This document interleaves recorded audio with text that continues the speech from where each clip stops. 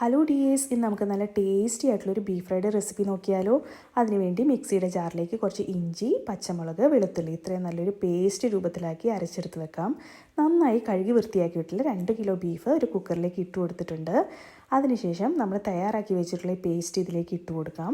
ഇനി നമ്മൾ അടുത്തായിട്ട് ഇട്ട് കൊടുക്കാൻ പോകുന്നത് കുറച്ച് തേങ്ങാക്കൊത്താണ്. തേങ്ങാക്കൊത്തും ആവശ്യത്തിന് ഉപ്പും കൂടി ഇട്ട് കൊടുക്കാം. ഇനി ഇതിലേക്ക് ആവശ്യമായിട്ടുള്ള മസാലകൾ എന്തൊക്കെയാണെന്ന് നോക്കാം. കുറച്ച് മല്ലിപ്പൊടി, ഗരം മസാല, ബീഫ് മസാല, മഞ്ഞൾപ്പൊടി, കറിവേപ്പില ഇത്രയും കൂടെ ചേർത്ത് കൊടുത്ത് കുറച്ച് വെളിച്ചെണ്ണയും കൂടെ ഒഴിച്ച് നന്നായിട്ട് ഇതൊന്ന് മിക്സ് ചെയ്തെടുക്കാം. ഇനി നമ്മളിത് കുക്കറിൽ വെച്ച് വേവിച്ചെടുക്കാൻ പോവുകയാണ്. നമുക്കറിയാം ഓരോ സ്ഥലങ്ങളിലും കിട്ടുന്ന ബീഫിൻ്റെ വേവ് വ്യത്യസ്തമായിരിക്കും. ഇത് അധികം വെന്ത് കുഴഞ്ഞു പോകാതെ ശ്രദ്ധിക്കണം. ഞാനിവിടെ 2 വിസിലാണ് അടിച്ചെടുത്തിട്ടുള്ളത്. അതിനുശേഷം നോക്കുമ്പോൾ ഈ ഒരളവിൽ വെന്ത് മതിയാകും. ഇനി അധികം വന്നിട്ടുള്ള വെള്ളം നമുക്കിത് നന്നായിട്ടൊന്ന് വറ്റിച്ച് ഡ്രൈ ആക്കി എടുക്കണം.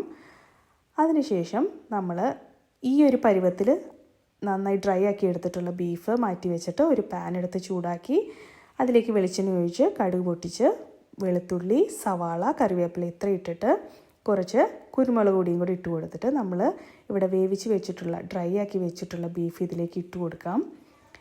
നമ്മുടെ ആവശ്യത്തിന് എരിവിനനുസരിച്ച് കുരുമുളക് പൊടി ഇട്ട് കൊടുത്ത് കുറച്ച് വിനാഗിരിയും കൂടി ഒഴിച്ച് കൊടുത്ത് നന്നായിട്ട് ഇതൊന്ന് ഫ്രൈ ചെയ്തെടുക്കാം. വളരെ ടേസ്റ്റി ആയിട്ടുള്ളൊരു ബീഫ് ഫ്രൈഡ് റെസിപ്പിയാണിത്. നിങ്ങളെല്ലാവരും ഇതൊന്ന് ട്രൈ ചെയ്ത് നോക്കിയിട്ട് അഭിപ്രായം പറയാൻ മറക്കരുത്. അപ്പോൾ വീണ്ടും മറ്റൊരു വീഡിയോയുമായി ഉടനെ കാണാം. Thanks for watching.